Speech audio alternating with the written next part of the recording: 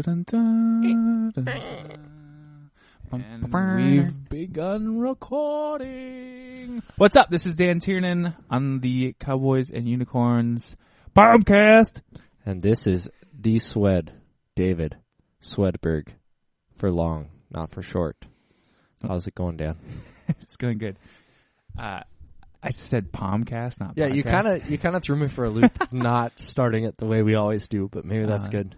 Anyway, so I listened to this podcast called Your Mom's House, and it's Tom Segura and Christina Pazitsky. They're a married couple, and they're both comedians that live in L.A. Okay. And their podcast is, they talk about just the most ridiculous things, and they're super silly. But sometimes they record their parents saying lines for them, or like promotional lines. Okay. And then they use them. Huh. And in one of them, like his dad, his like 7-year-old dad says Palmcast instead of podcast. Palmcast. And so whenever they do the show, he'll just like randomly play that one clip of his dad going Palmcast. That's awesome. Maybe we should get a soundboard like that, so that then like we each have our own 5 sounds that we can just play and make it interesting. Yeah. And his wife has like a phobia, like an irrational phobia of puking noises. Like she cannot handle it. And so he's always got like puking recordings. And she's like, I'm going to take the headphones off. I'm going to take the headphones off. And he goes, whoosh. But anyways, shout out to that show. Yeah. It's December, David. You feeling festive? You know, it's getting there. I mean, so for my family, I don't know if your family has like traditions around the holiday season, but the day after Thanksgiving is called Tree Day for our family. Okay. So we always go get a tree and decorate.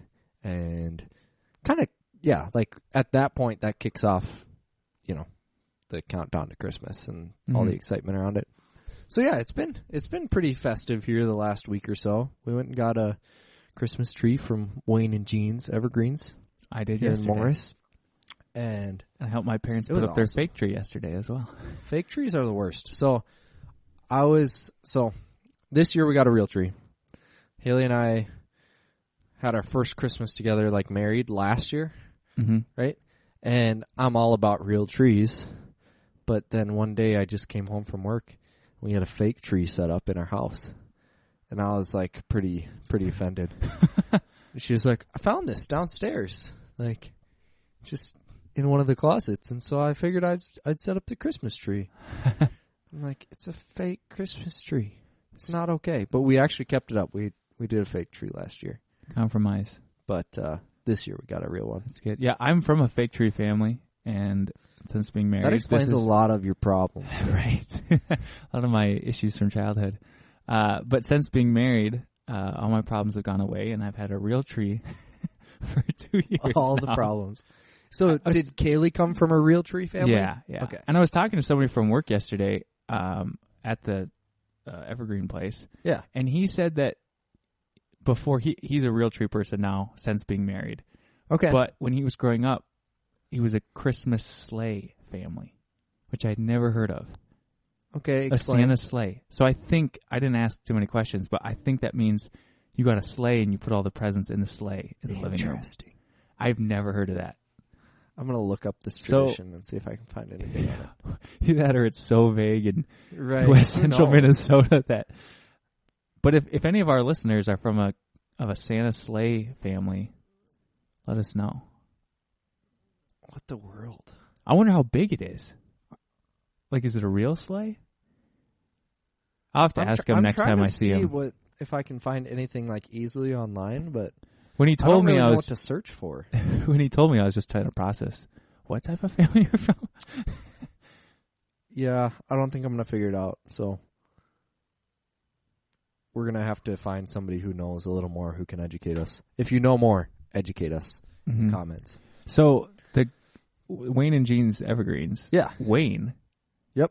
You met him? Yeah, we did. Yep. He's stoked on Christmas trees. Yeah. He's really happy. Like he sent us out to go find one. This is the first time I ever cut one down. Yeah. Yep. And so we cut it down and bring it back. And when we come back, he's all smiles. And he's like, you found one? Oh, yeah. It's like, dude, you've been helping people with Christmas trees all day. It's Saturday. This place is a buzz. But he looked at us like, you found your tree. You found the tree. We're like, yeah. It was so awesome because when we went there, It was a Saturday morning, but we didn't look online good enough or whatever, and so we showed up at 10. And it opens at 11. Opens at 11. Mm-hmm. So it was my entire family, right? So my parents and my brothers and sisters and their kids and all that stuff. So 12 of us in 3 cars would come pulling in, and Wayne's sweeping and stuff around, and I'm like, I really don't want to go home and come back in an hour. So I just walk out and I'm like, hey, so I just saw the sign. It says you open at 11. And he goes, oh, we're here. Just who cares? You can awesome. Find a tree. And then he's showing us all the trees that are already pre-cut. And I'm like, no, we're cutting a tree. He's like, oh yeah, that's totally fine. And but I guess all the saws there. I guess most people don't actually care to cut a tree. They just want to come pick a tree out of the ones they have pre-cut. Mm-hmm. That just sounds like you're missing lame. out on... if you're going to get a real tree, go do the lumberjack thing and cut that baby down. Yeah.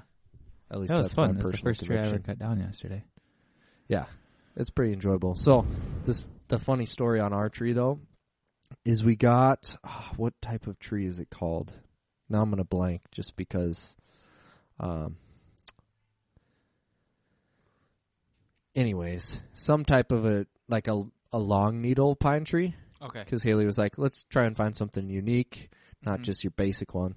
So we got one and looked just fantastic.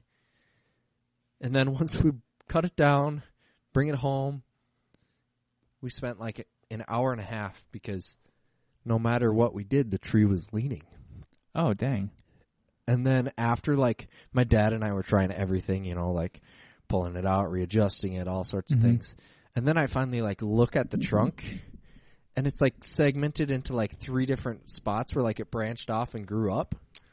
Oh. So it's, the first 3 feet are, one solid trunk, and then the next 2 feet are, a branch off of that goes up, and then the top is, a whole nother one. So, it's it has scoliosis. Scoliosis. So our tree is just going to be a leaning tree. There really is no way around it. So I did learn my lesson. I'd never had it happen before, but now I need to look at the trunk next time I cut down before a tree. cutting it down. Yeah. But, yeah. It's still pretty nice. They're really fortunate. They're married, right? Wayne and Jean? I think so. Yeah. I'd assume so. Wayne and Jean's Evergreen. That, they're kind of fortunate for that name, don't you think? Yeah. The rhyminess of it. I wonder how much money they make. Well, he doesn't he sell all sorts of other trees too? So didn't he, we talked to him just a little bit, but it was my brother-in-law was talking to him because he's a biologist, and so he was asking him questions, and then Wayne was a professor at the university I for didn't know that. 30 years and started the Christmas tree. Yeah, something like that. And started doing the Christmas tree thing on the side for fun. Mm-hmm. And then I guess he just got so busy that it couldn't be a side thing anymore. Ex-professor, now full-time Christmas tree. Yeah, and so then he, made it even bigger. And then they started, they'll do landscaping and stuff too, I think. Okay, sweet. Or they have a bunch of maple trees and stuff that they'll pick up and move to your new house, or if you want to add a tree. So I think they do some stuff to make it less seasonal, but for sure, yeah, you'd have to. But yeah, it's pretty cool. Last year when we went, it was we went on a super, it was a blizzard. I'm pretty sure, super stormy day. Okay, and they're open till 6, and I got off work at 5. Oh no! And Kaylee and I went, and I mean it's just bone-chilling cold. And it was probably really dark windy. at that point. Really dark. Very dark, yeah. So we drive out there. I'd never been there before. And drove past it, turned around, got there. It's 5:30. I'm like, I hope they're open. Yeah. And we go in there, and sure enough, there's Wayne. And we couldn't cut one down because it was a blizzard outside. Yeah. So we picked one out and bought it. And then he's like, yeah, you're our first customers all day. Oh, wow. I think that's commitment to stay in your little Christmas tree barn. Right. Till 6 p.m. Just hanging out, hoping someone comes. Any other Christmas traditions? Christmas traditions. Well, we always do the Advent countdown calendars. Okay. So, I mean, in past years, my parents always bought us the the little chocolate calendars. So like you open a door for each day and you get chocolates. Oh, nice.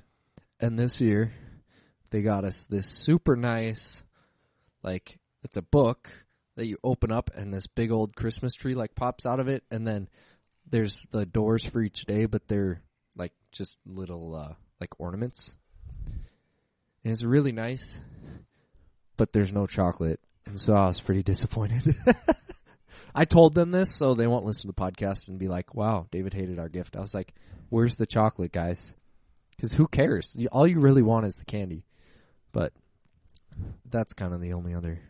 I mean, we do. So we open our Christmas presents on Christmas Eve, like Christmas Eve night. So my dad, since he's a pastor, every single year we have a Christmas Eve service. Mm-hmm. So we go to that, and then we come home, and we open presents, and then Christmas morning we do stockings. Okay. So that's kind of the rundown of family tradition. Our only hardcore tradition is eating Chinese at Christmas.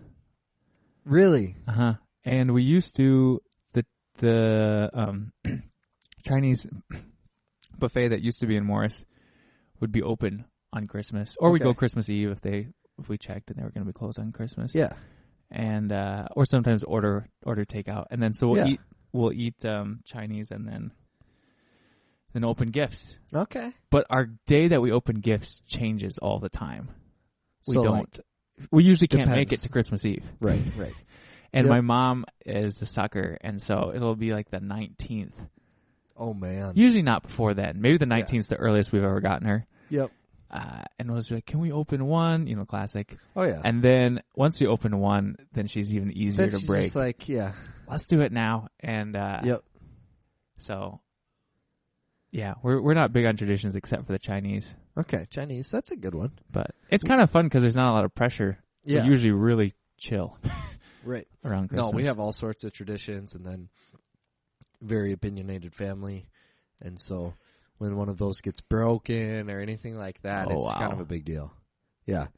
Who cares the most about the traditions? Well, my mom is very much, she's just very much about those, like, if your tradition is to be together on Christmas Eve and do these things, like, by golly, everyone should do it. You know? Okay. And she'll just be disappointed. Like, if someone can't come to it and stuff like that. Like, she's not, like, mean and angry about it, but, like, that's kind of her love language in a sense. Like, being present for those things means the most to her over, like, the gifts and that type of stuff. And then Christmas is my love language. Hannah is all about, like, the tradition, like, the meals. So our Christmas Eve meal is corned beef and this super disgusting German potato salad thing. She likes it? And she just loves everything about the meal, and I can't stand anything about the meal. And so it's kind of the worst because we have to have it, but then I'm always just unhappy with the meal and the food, but it's okay. Maybe I should get over it. Maybe Hannah could change for a year, you know? Hannah, if you're listening to this, we're going to do Chinese for Christmas Eve dinner. She actually might get behind Chinese. Chinese is good. We can maybe make a change. I'm inspired by your your unorthodox Christmas tradition.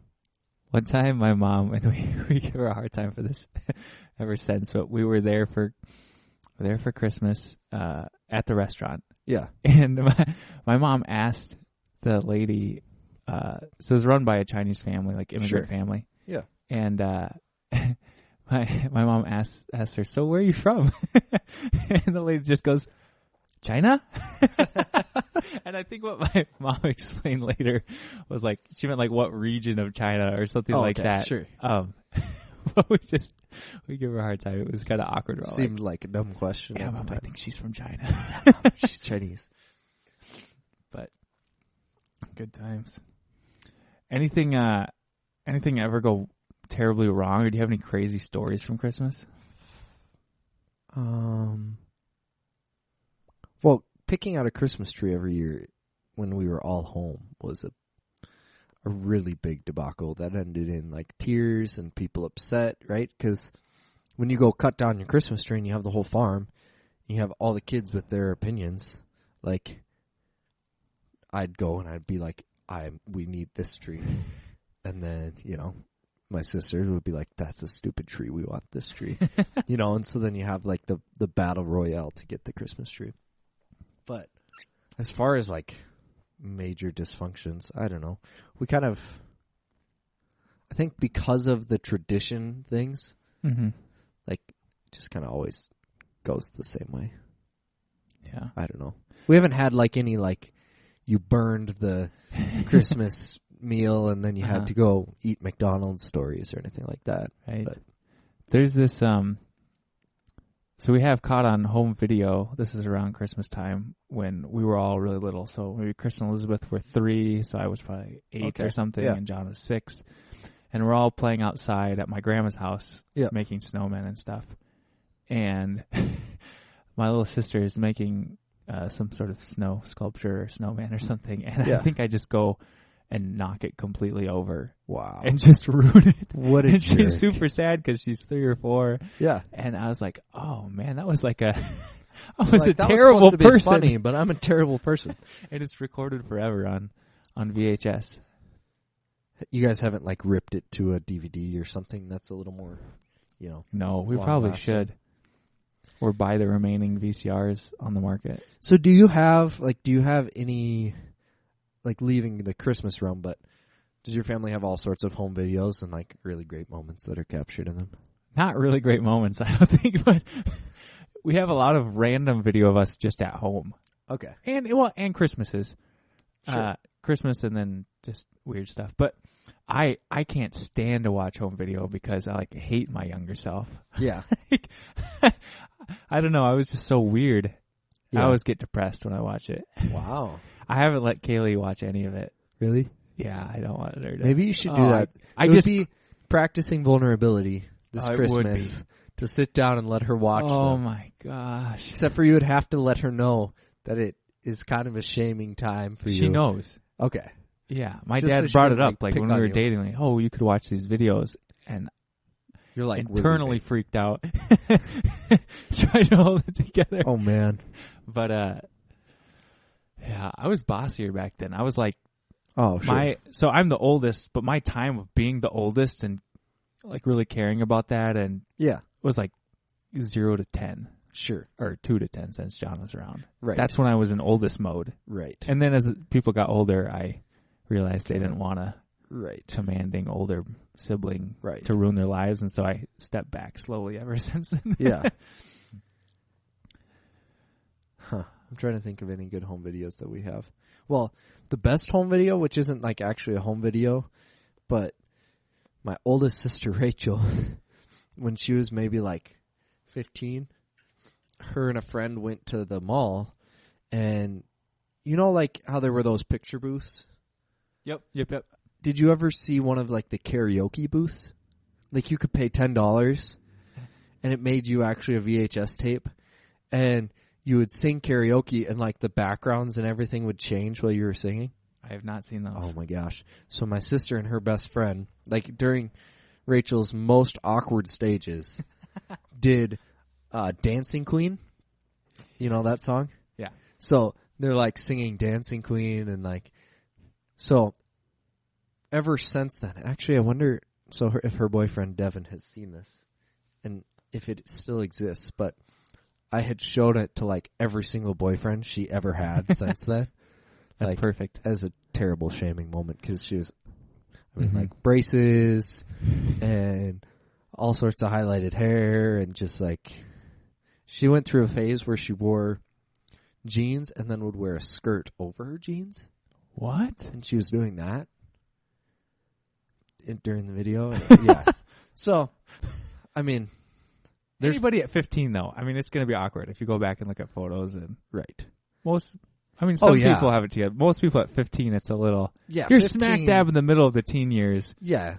You're like right in the heart of puberty and. You care the most about being cool, and you're the least cool of your life. Yeah, like at age 15. I have all sorts of pictures on Facebook I was tagged in that I have since untagged myself from those years.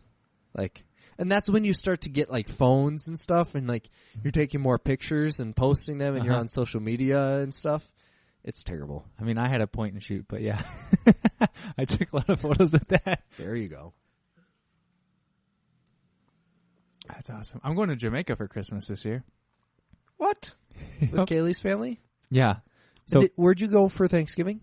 Vegas with Kaylee's mom. So I kind of won the jackpot with the mother-in-law. Shout out to Karen. I would say so. Karen lives in Orange County, California, and she likes to gamble. She likes Vegas, so she goes like once a month. That's crazy. So Kaylee and I usually go once a year and hang out with her, and so yeah, I did that for Thanksgiving. It's super fun. And then every other year, Karen takes the family on a vacation to like Mexico, or this is the first time they're going to Jamaica.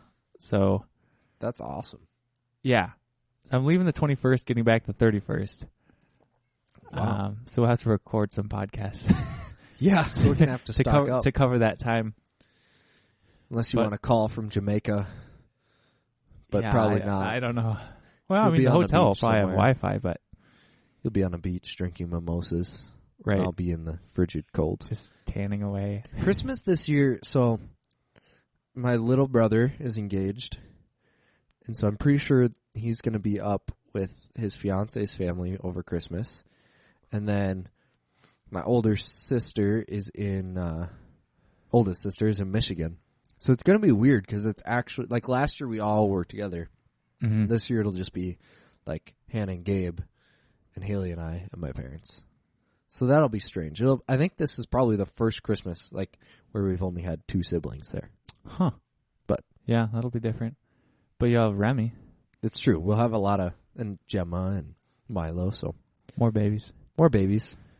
It'll make it worth it. Yesterday, Kaylee and I went to Common Cup, and as we were walking in, this couple was walking out, and it's like this cute, young, kind of hip-looking couple. I don't know why they're in Morris. It's kind of rare. You're like, do you know where you are? And they were pushing a stroller with a baby in it or something, and they had a dog. Or something. Or an alien. Or a toddler. And they had this dog, and Kaylee just is like watching them the whole time. Her head's turning, and she looks at me, and like, that's your goal in 5 years, isn't it, Kale? So she's like, yeah, we're going to have babies and dogs together. Should be your goal, like, within a year, Dan. Remy needs 4 years. How about 3.5 to 4 years? Remy needs a best friend that's not related to her. Right. By the time we have a kid, yeah, Remy will probably be like the bully and like beat up my kid. That's probably true. Right now, like our friends Chris and Tiffany, their son is like 9 months old. So for now, especially since you're not going to get a son in the game, he's our number one option for, pledging her hand in marriage to at this point. But number one option. Thinking that we're going to just go that way. We're just going to arrange for marriage. Wouldn't that'd be crazy if that was still normal in U.S. culture? That would suck. That would be terrible. I don't, no offense to my parents, but I really don't trust their judgment on finding someone that I would marry. Yeah, I don't. I think my parents would do like, okay. Yeah. But. Especially since it's not like the way that arranged marriages were set up, that it's like, okay, so mom and dad understand you're going to find the person I'm going to marry, so here's my list of things I really appreciate in a woman. You're like, such and such hair color, this color eyes would be preferred. All of Dave's are physical, so just to let you know, just kidding. It'd be great if she loved soccer and plays guitar. Right. Drummer or bassist or good at hiking, decent at volleyball. Just here's my wish list. Beatable at chess. Right. Yeah, not too amazing that I always lose. Okay with pipe smoking and right. My wife destroys me in Connect 4. It's really sad. The game doesn't even take strategy, Dan. Yes, it does. What's with you and so being bad at board games? I know. Well, just you and games that don't take strategy. Like the board games I like. Here, It's not that they don't take strategy; it's minimal strategy. Right. So I like Sorry. It's more luck. There is strategy in Sorry. Right. There's like 2 or 3 times a game where if you make the wrong decision, then you could lose. So you're a novice Sorry player because you said there's only 2 or 3. Otherwise, there's it's just strategy. luck. There's strategy every round. Obviously, I'm a novice. So yeah, Dan's favorite game is Sorry. Yes. We played it once, and 2 times in one night. Who won? I think the girls won. Oh. One each. Yeah, it's hard to put together a good record because there is a lot of luck. Yeah, that's the hard thing. You can't really say like, I'm good at Sorry. Hey, let's play Sorry because I'm going to beat you. And maybe that's what I hate about it, is I'm too competitive. Like, I want to be able to say, okay, if I lost, it's because I made bad decisions. Otherwise, I'm going to win. Okay, yeah. Whereas it's kind of like 50-50. It's like, well, you could have done just about everything right, and then someone got lucky and sorryed you or whatever, and then... I think I'm not that... If it isn't a physical game, like if it's not running or basketball or flag football or capture the flag or ultimate frisbee, I'm not that competitive. Right. So I don't like as soon as we play a game, I'm just like, oh, this is a fun activity. So I like the games where the strategy's minimal. I don't want to play Risk and try to have to figure it out. Because I don't take any pride in beating somebody at Risk. Right. I'll take pride in beating you at like Frisbee or soccer or Yep. I'll wrestle you. But right. Which we still have to do, by the way. Mm-hmm. I think maybe once there's snow on the ground. Because then it would be even crazier. Yeah, we should get like Nacho Libre costumes. Yes. Lucha Libre. We should come up with some ways to make people interact. We could go live giving each other white elephant gifts at Christmas and make people vote on whose is the best. That could be fun. With like a $20 we went live once and we got like 3 viewers. It's true. We would have to... I think we should do video because then people would share it. I feel like there'd be more... Well, yeah, for the wrestling one for sure, because then you're basically creating reshareable content to get people to come in. But if you just keep the live recording and be the same thing, yeah, that'd be fine. Yeah, probably. That's true. I don't know. I think a bunch of people, like when live first came out, you get tons of notifications. Yeah. And so people got a lot of viewers when they first went live. But anything like Facebook does, when they first throw it out there, they show it to a lot of people. They give you good results from it. And then people go, oh, now I'm going to do this. Yep. And then they bog you way down unless you pay for it. And all that and stuff. It happens over and over again. Well, because the other thing with like stories and live is the first time you ever do it, or if you only do it like once every 6 months, it like gives a notification to the people that follow you that's like, hey, Cowboys and Unicorns started their first live video. Mm-hmm. But then your second one that you do, they don't. They give you that no notifications. Unless it's a while, because then I get some that are like, hey, so and so went live for the first time for the first time in a while, or whatever it is. So, yeah, that's weird. All right, now we're talking strategy on the podcast. That's dumb. Sorry, guys. Sorry, folks. Dan, what are you smoking? Brick House Maduro.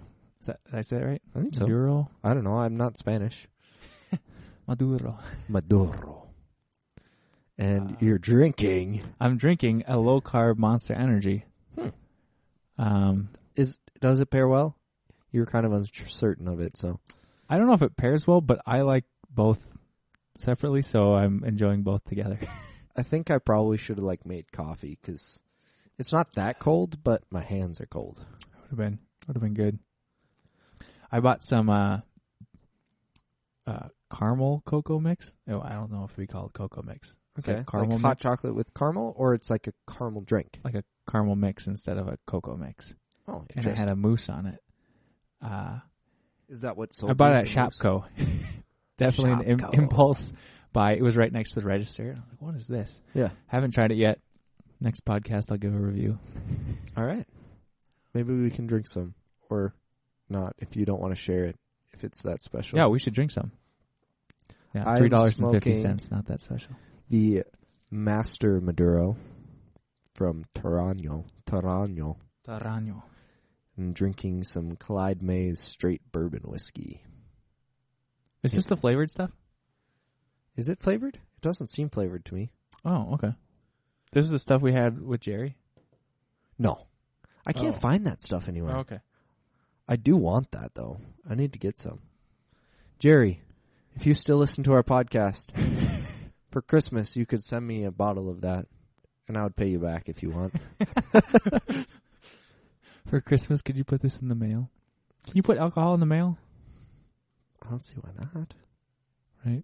I mean, I've never done it. I suppose it could be technically illegal because of the fact that there's no way to make sure that whoever gets it is 21.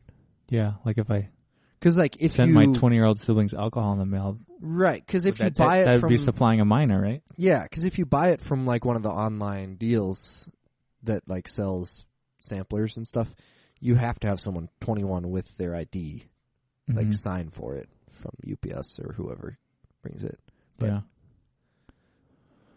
So, have you seen that UPS is renting U-Hauls for the Christmas season? I saw that title, but I did not click on the link. So, my father-in-law, did you see it from him? I can't remember. Okay. Somebody shared it on Facebook. So, yeah, my father-in-law, him and I went to go pick up a new refrigerator because ours failed and everything was getting wrecked in it, so I had to buy a new one. Oh, which was really fun.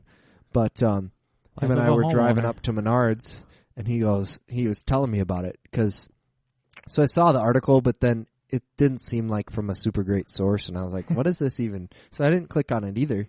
But then the reason he shared it was because he lives way out in the middle of nowhere.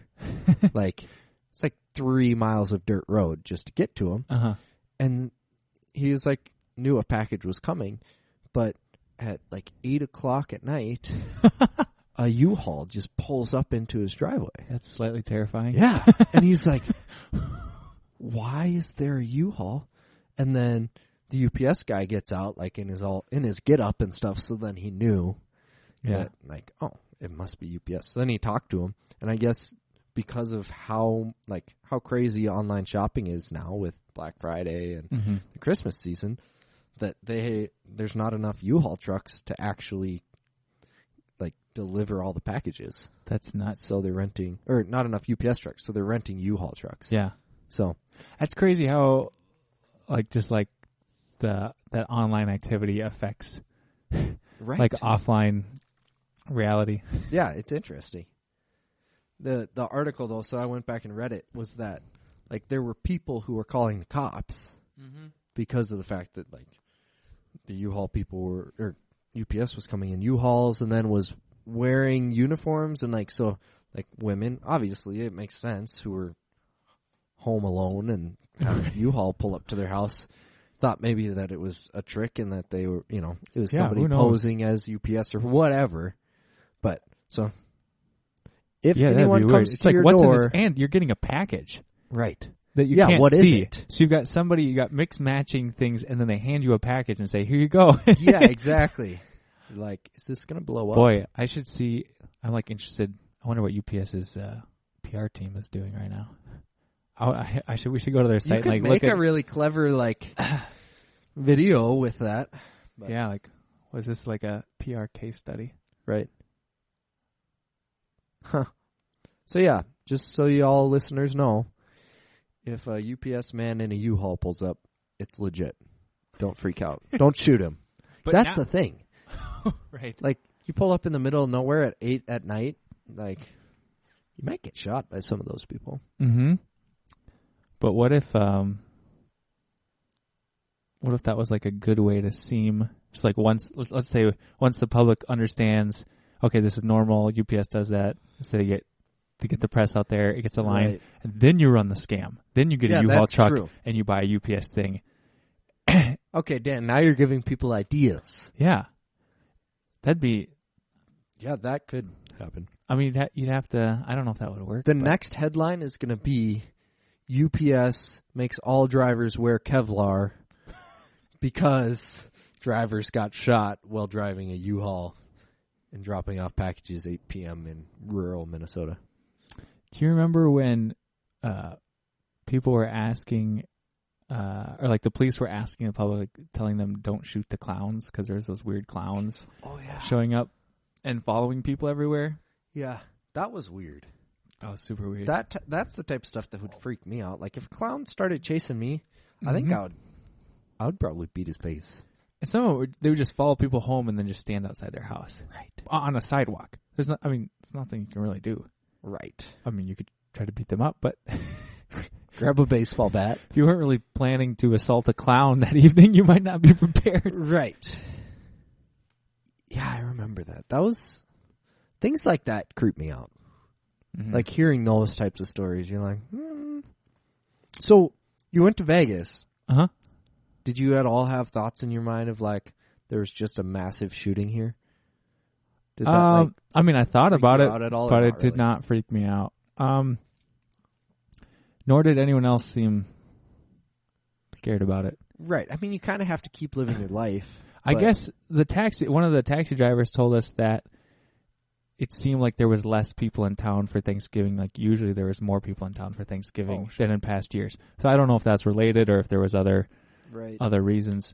But I wasn't too worried. I was talking to Kaylee about it while we were there. I said, it's an event like that is such a one-off thing that it's different than if you've been hearing in the news like crime is up in Vegas consistently over months, or there's like gang control or there's gang violence that's been happening over the last 18 months in Vegas. Right. That something like that would scare me more. People are targeting blonde-haired tourists. Right.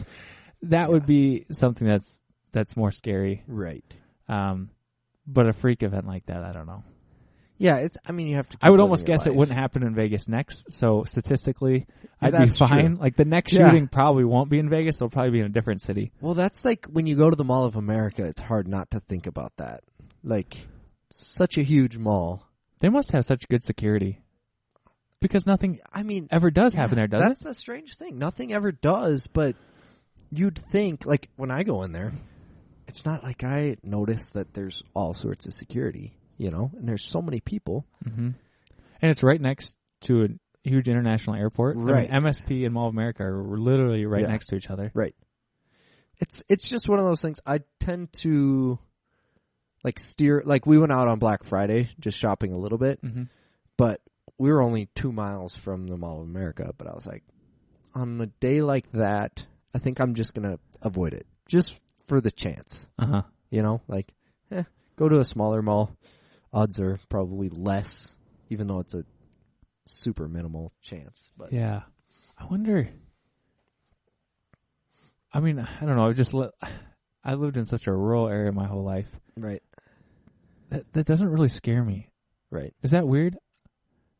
Terror attacks do not. Well, so the weird thing, the reason I'm sure I'd be terrified if it happened to me. I'm just saying. Right. That doesn't do much for me emotionally. The reason that I've thought about it more is because you remember the stabbing that happened in St. Cloud? You were there. We left like an hour before it happened. And then, and Haley was pregnant at that time, And so then you're like, okay, I was actually an hour away from like being on site, at least being in the mall, you know? And like we left out the same entrance where it happened. Oof. So yeah, you're just like, when something like that happens, I guess it just makes you like more aware of. Yeah, I kind of forgot that happened to you guys, or you were there when when that stabbing happened, and that got some national press, didn't it? I think it did. It was a decent story. Yeah, and the problem was that I believe it was, like a Muslim man who did it, right? So then he made some claim about it or whatever. Yeah, so it's just like that's probably why it got the press, and it gets even more publicity and stuff. But that's so weird that you could do a terror attack. Like I could do a terror attack and just claim like the name of ISIS. Right. Like, you could just claim an organization and I have no connection. Right. But if I said that, you'd be like, oh man, what was... Right. This guy was a secretly, ISIS sympathizer who... Yeah. Not that I'm planning any attacks. Right. So, talking. Is this going to get picked up on some FBI or CIA radar? We said all the keywords. Keywords in Apple iTunes. Right. Nope, you cannot post any more podcasts. We'll have to rename. So, not to go like way down this rabbit hole, but just for fun. It's for fun.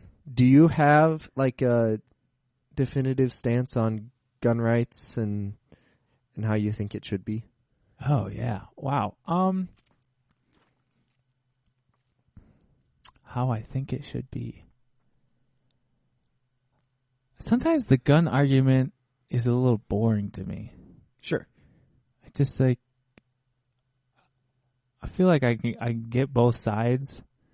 I don't think outlawing the guns necessarily stops gun violence. Right. And maybe that's not the argument, but that seems like it's the argument people make. It does. We have to do something, so we're gonna outlaw guns. And maybe it would work. I just don't. Yeah. I don't. It's not compelling to me. Right. Outlawing guns doesn't make me feel safer that shootings won't happen. Right. It just makes me think that the people who bad people are still gonna get their hands on guns or already have guns. And so then you're just taking arms away from everyday people. Part of the problem is there's already there's 3 guns per person in the U.S. already, something like that. That's the numbers, yeah. I think. I mean, obviously not every person has 3 guns. Estimation. There's so many guns already manufactured, right? That it seems like the threat would still be there as far as availability to get guns. Right. Yeah, I think it's a people problem. It's not guns, right? Like we've all heard this, but guns don't kill people. People kill people. Yeah, I mean with guns, right? So the crazy thing is guns are so efficient, right?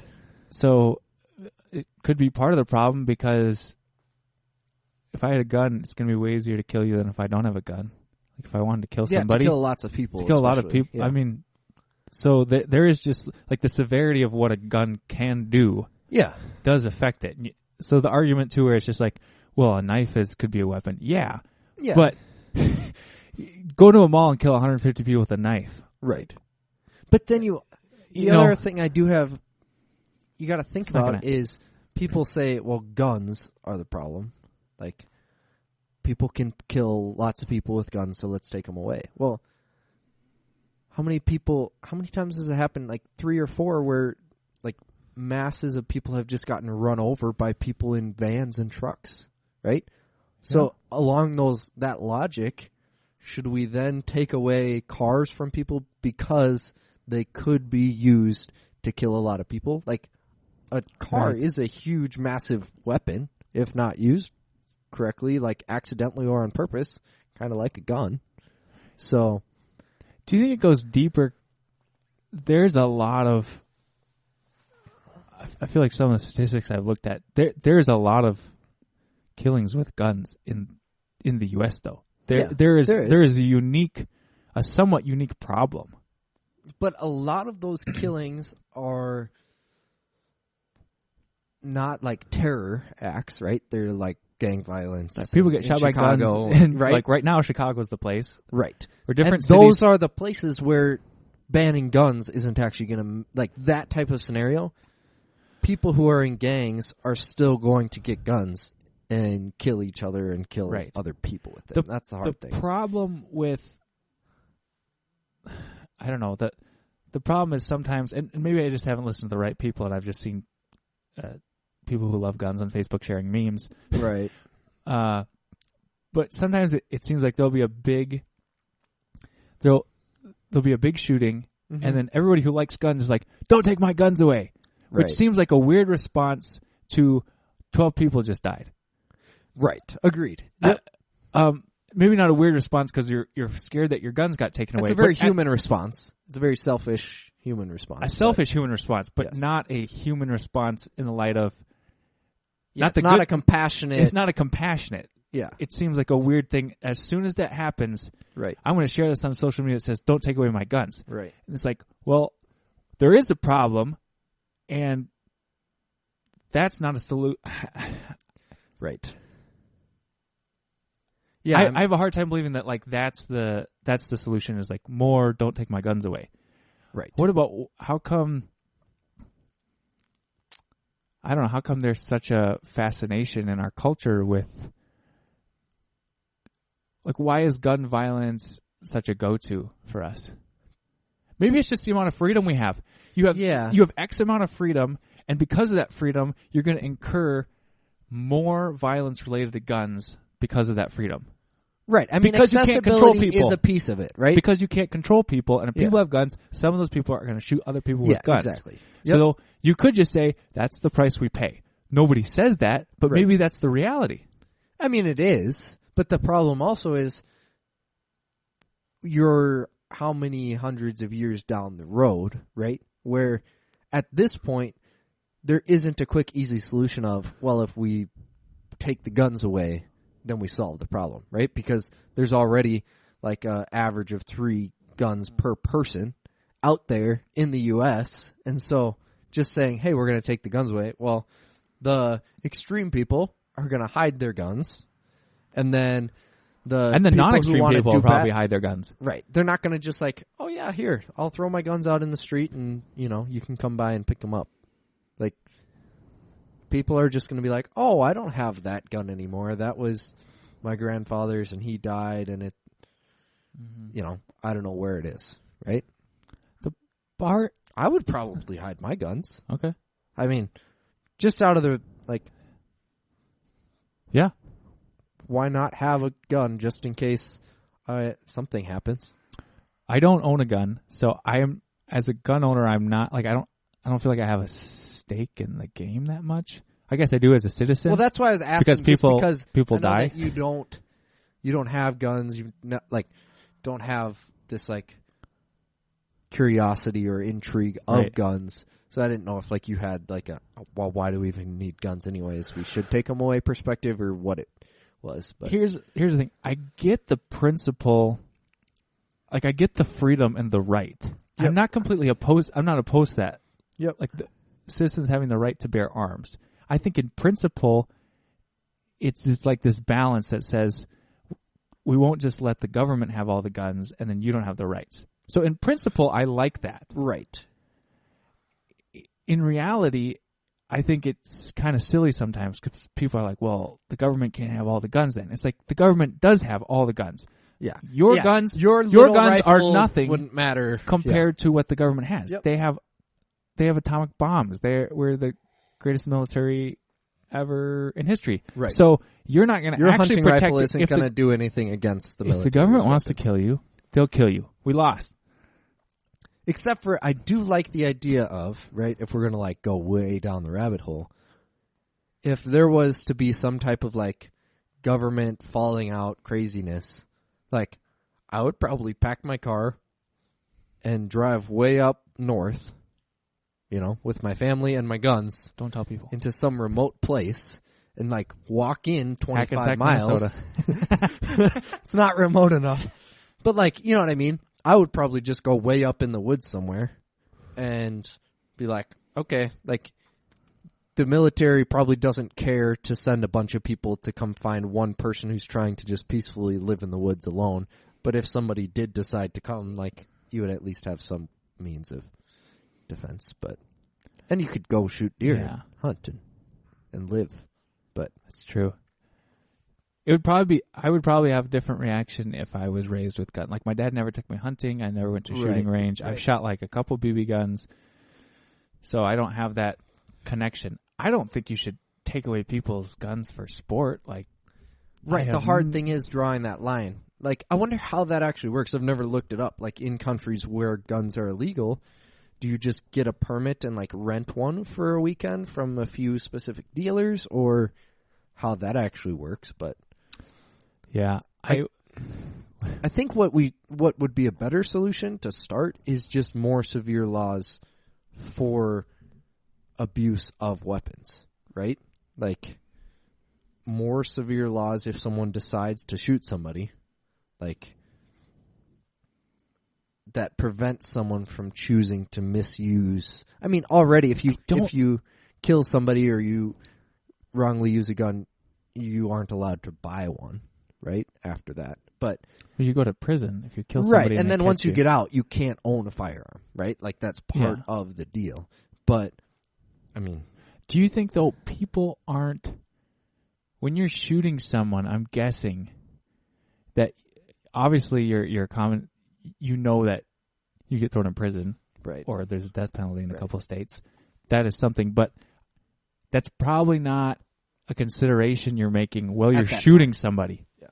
So if it's more severe or less severe, if it's 40 years in prison or 60 years in prison, right? That's probably not running through your head as like, this is my carefully calculated, rational choice as a human being. If I get caught, yeah, that's true. Yeah, I guess I don't know what the solution is. I don't think that taking guns away will solve the problem personally, so I'm not for that. But Joe Rogan always says that we don't have a gun issue, we have a mental health issue. Right. So I think what are the positive ways that you can affect it?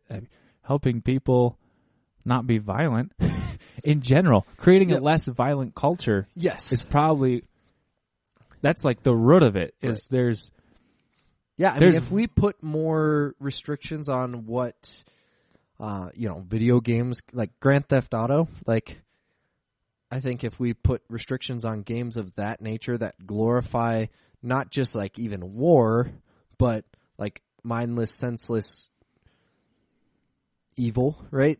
If there were more restrictions on those types of things, it would help shift the culture where those things aren't normalized and completely accessible by teenagers, and that would help. That's censorship, though. Then you got the freedom of speech there. Is it? People's access to violent content, that's a freedom of speech issue. If you have to limit that. And I suppose the limits that can be in place already kind of are in that you technically have to be 18 to buy games that are rated at that. When I was level. In college, I took a couple media classes, and that's like always a debate. Is like violence in media, and one of the and that was, I mean, that's kind of hotly debated, right? As far as the violence in video games, and does that correlate to violence in culture? One interesting thing, I watched this documentary. There's this one media scholar, I forget what his name is, but he did a study over 30 years, I think 30 or 40 years. Okay. And what the study compared was they would interview people, with the same questions about their belief and their likelihood to get like mugged on the street. Sure. That was one of the questions with other ones. And the crime in the U.S. has steadily like gone down since the 70s. Okay, yeah. As far as like violent crime in the U.S. Yep. I'm pretty sure. Anyways. So that's gone down. But people's belief that they are in danger has gone up. Which is media, right? Which is media. And so the argument of that was not so much, hey, all this violent media is making us more violent, but that it's making us more fearful. Right. Because we're more aware and we're more... We're taking in so many violent images. Right. And so we think the world is a scarier place than it actually is. So as our world has gotten safer, we've become more afraid of the world. Right. Whereas in the 70s, people were less afraid and more likely to actually be the victim of violence. Right. So that, I think that maybe it was Gerbner is maybe the scholar who did that. I think he's dead now, but that's kind of a cool study to do for like 40 years, ask people those same questions. So part of me wonders if the media has us more scared than we should be. Right. Yeah, I think that definitely correlates. I mean, we've talked about media quite a bit in some of the previous podcasts, but I think that definitely has a piece of just in the 70s, you weren't necessarily aware of how much, violence was going on in Chicago or like places that are so far detached from you that you don't really... Yeah, taken in. I don't know. One thing, I was watching a documentary about that study in college, and they were talking about how there is more, like you're talking about, like the senseless violence. Yep. There is more things that aren't, more violence that's not connected in the storyline enough. Sure. So obviously there's been violence and violent storytelling throughout history. But the rate at which there is violence for pure comedy's sake, right. or violence where you're not actually made to feel bad for the person or to have any sense of compassion or empathy, right, or realize that a life is being lost. Like the seriousness of violence in media is way lower now. Right. It's so commonplace. It's so throwaway. Yep. And maybe that's why we have a different reaction to it today, or I don't know. Right. Interesting. I don't know what.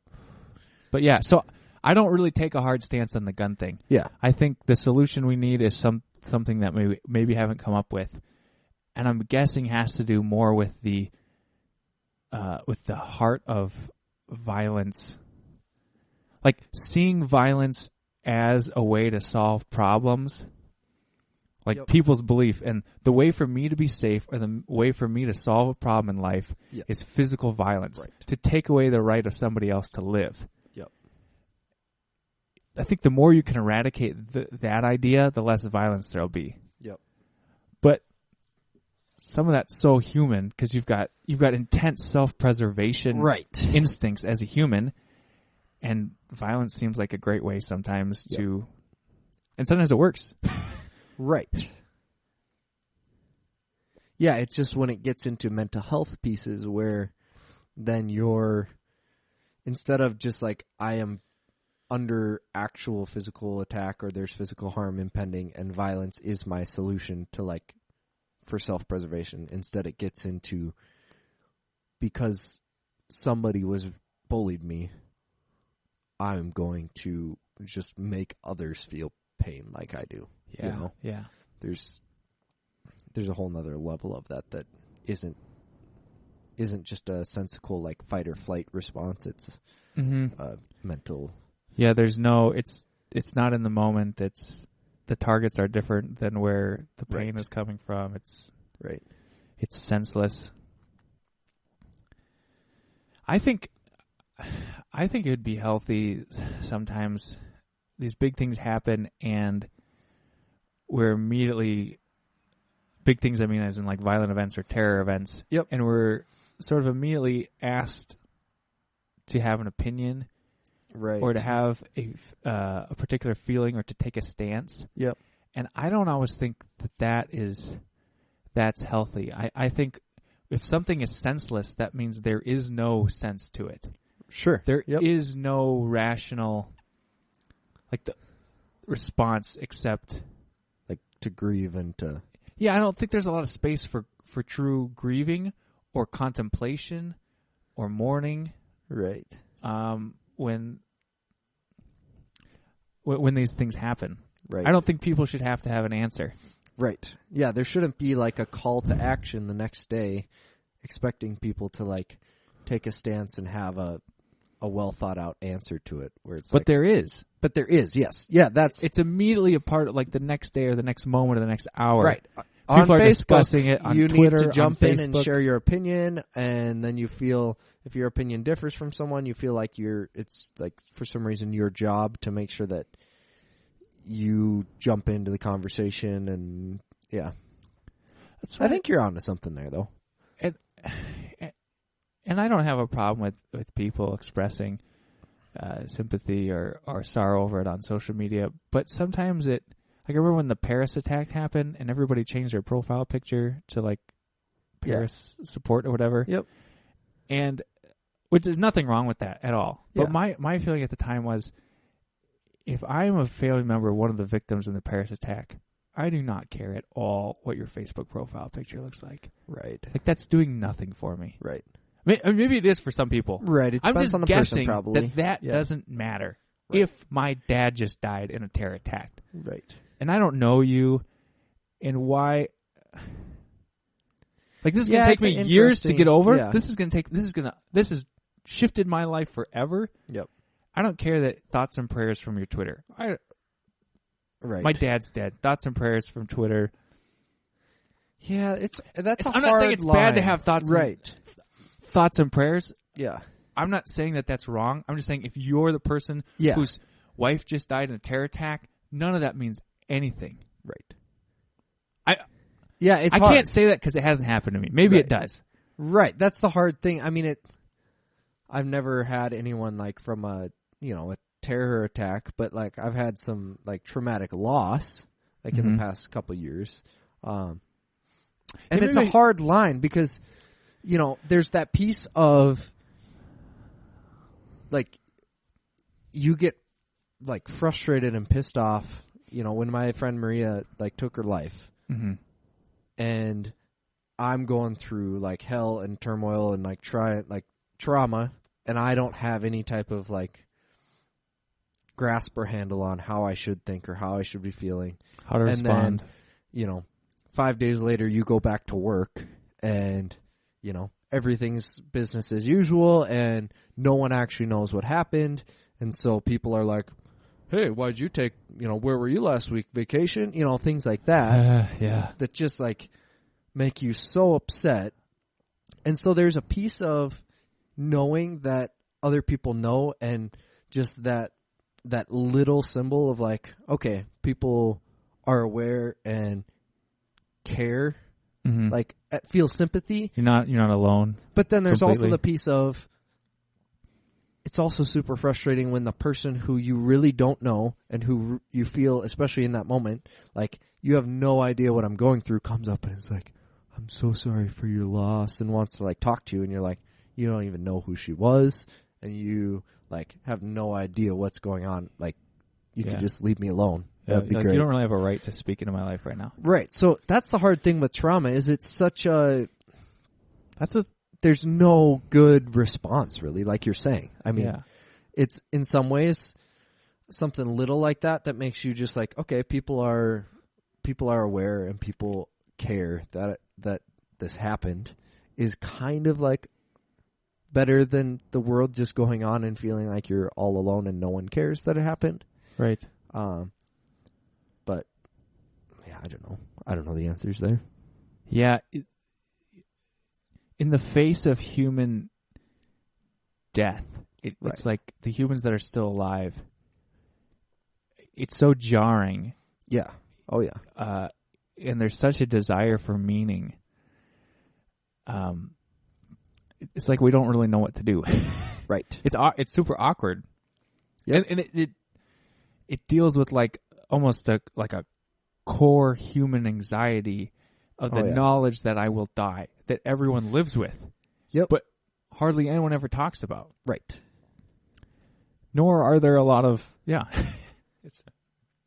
that's and then it brings up all sorts of shame within yourself for like, how were your last days and months and years with the people, or if I had cared more, even like with something like Paris, it's like you even have this shame of like, I never cared about these people before, like you have those, even if you're detached from the situation, so when certain things like that happen, it makes you be like, wow, like I haven't even cared about any of this before. And then you feel like this sorrow for them, but then you also then a week later remember that it happened, and you're like, wow, I've just been acting as if nothing happened and like everything's great, and there's still people that are like in the first week of like a lifelong mourning process trying to get over this. But I think that's one reason I don't like making the initial, like if it's something that happened really far away and I have no connection to it, I don't like making the initial response because I know that myself from a week later will barely be thinking about it. Yeah, or even a day. Like And so I guess if it was something that I care about ongoing, I would give myself the benefit of the doubt in saying something or expressing something. Yep. But caring about somebody dying for one day means you don't really care. Well, and it's also a hard piece of that, like especially senseless acts of violence. It's not really something like you can get behind a cause, except for the people who get behind like take the guns away because gun violence, right? Mm-hmm. But it's not something you can really then like, I want to, like, I'm hurting over this, and I like a week later it's still gnawing at me, and I want to make a difference and help like change it. In general, it's actually more of like well, there's no sense to it, and I feel really bad that all these people just died, but I have to go on with my life, and there's there's not really any practical thing that you can do to help in a lot of those situations. Yeah. So I think more the frustrating piece is especially like the big hurricanes and everything, where then people post like standing with, but then you're not actually doing anything. Like, you have a practical, actual way that you can help now. Yeah. Like, if you actually care and it's actually like heart-wrenching for you, there is ways that you could make a difference. It's like that Bible verse where, or it's like that story that Jesus says where he goes, if somebody comes up to you, or your brother comes up to you and says, "Hey, I'm hungry. Right. Could I have some food?" And you go, "Be on your way, sir. I hope everything works out for you." Right. And like, yeah, exactly. And food is in your belly by the end of the night, and you don't give him any money or food. Right. It's like, well, that was super douchey. So don't do that. Give him food, or don't say, or don't wish him well. Yeah. It's kind of like the whole. Well, I know a lot of people who get frustrated with like praying for you. Like, A, are you actually going to stop your day and pray for that person? Huh. And B, well, prayer can be very powerful. Like, God can answer prayers and do things.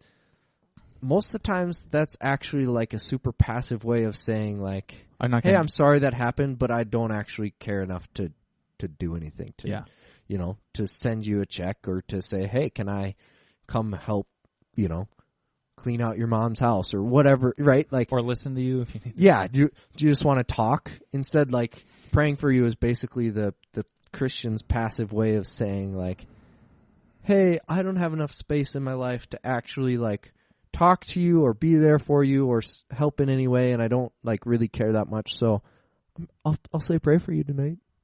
But I feel guilt because something bad happened." Right. It's like, this will expunge me of the guilty feeling that I'm okay and you're not. Right. Yeah, so I guess it's kind of the social media is... But it's not just social media. It happens in real life of people saying... Yes, but it's much more common now with media, right? Mm-hmm. I mean, if I see anyone's family member died or their house burnt down or anything like that, like, it's that I'm not going to actually like be like, "Oh, wow, how can I be of help?" and like think about it for a couple days and try and think of a way that I can actually be of help and reach out to that person.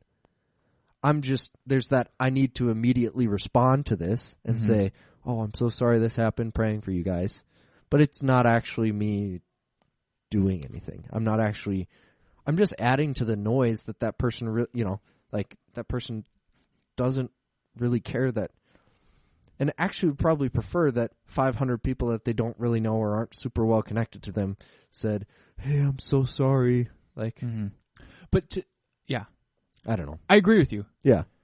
I mean, to be fair to people who say those things, in general, we're being exposed to way more tragedy than we're used to, and tragedy that's not connected to us on any local level. Right. And that's kind of weird because we have never had this much access to news. Right. And so you're having to filter through a lot more tragic experiences. Right. Or the knowledge of those things. Yes. Yep. And in the past... And you can't respond. Like, you can't actually practically do something for each one of them, probably. Nor is it your responsibility to, I don't think.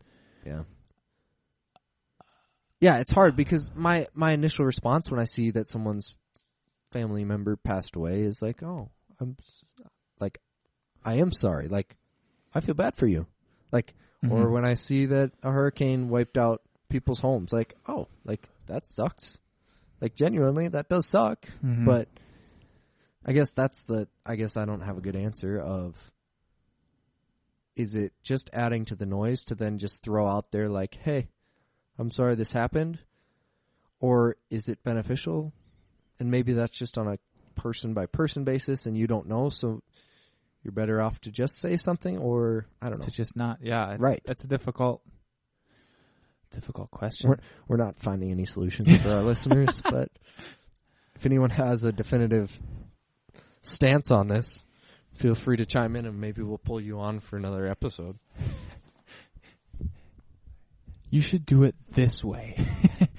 I mean, maybe people who are hurting will feel this way, and if you say this, then it will make them feel better. But there might be people who are really right, good but it's at not our it. place to say that. That's why we're fumbling.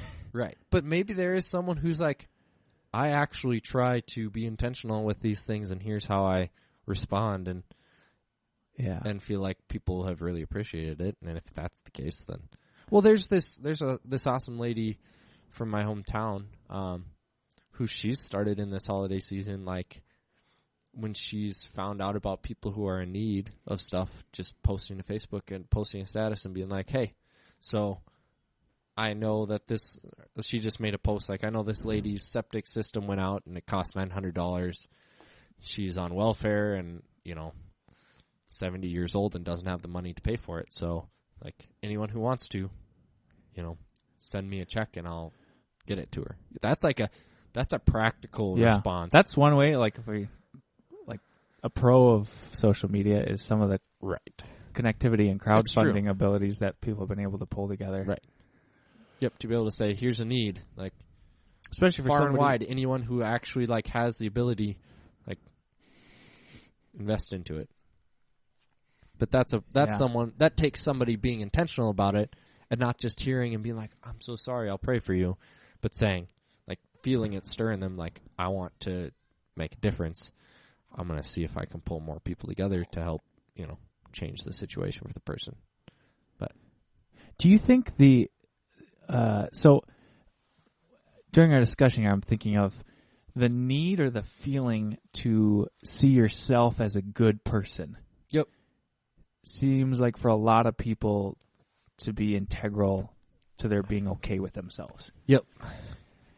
Well, is that good, that we need to see ourselves as holding all the values that we say that we do? Or would it be better if people were more comfortable with being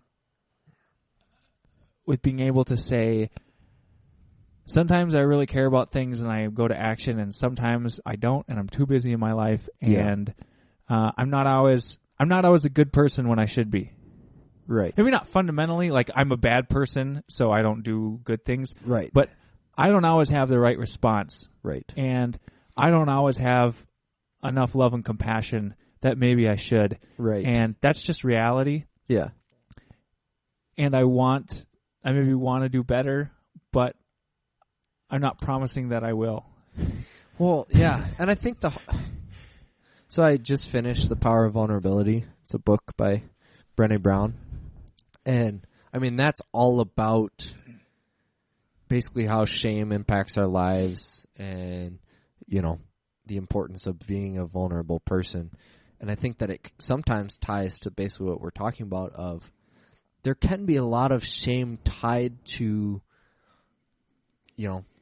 those emotions that get stirred up in you when you see like that somebody else is hurting. Mm-hmm.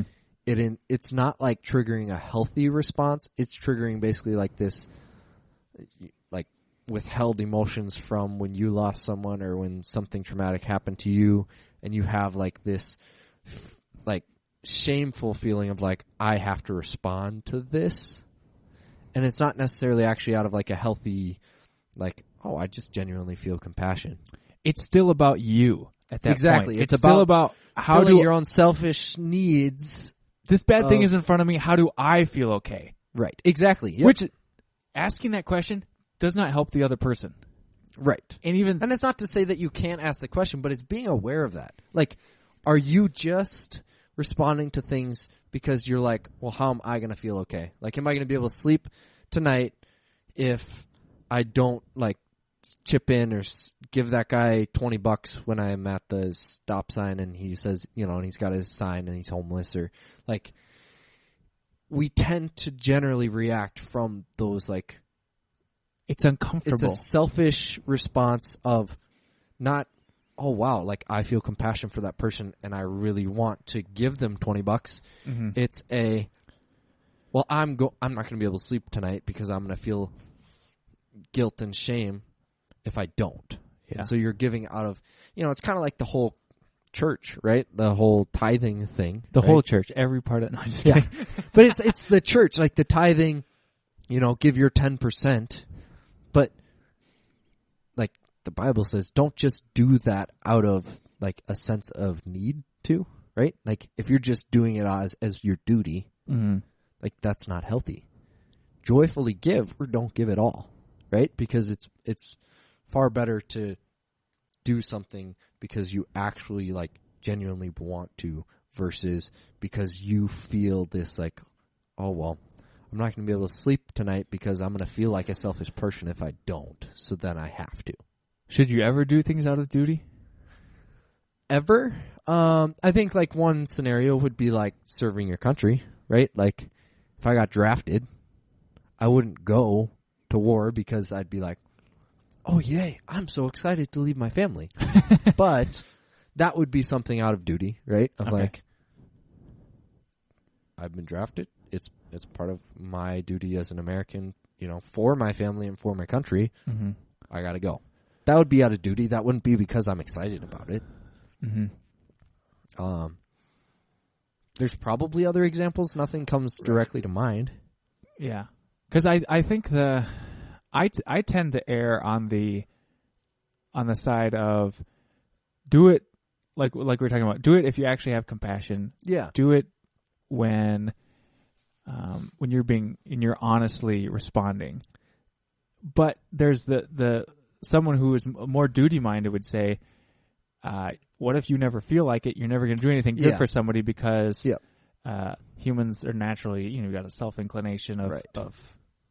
Well, tithing, I think, is actually probably a good example of something where you might have to start doing it out of duty in a sense, just because it's like, well, this is, like, biblically it says give 10%, right?